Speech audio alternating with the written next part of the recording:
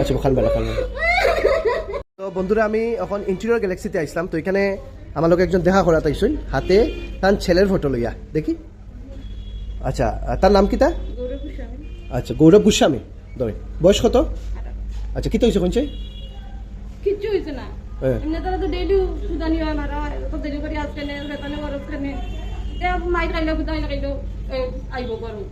আর সেদিন কোনো দরবারও নাই, কিছু নাই, বাদ তাই যে খাইয়া গেছে যেমনি আর কোন কোনো পাইছে না। কোন দিন পাইছো করতে গেলে? বৃহস্পতিবার।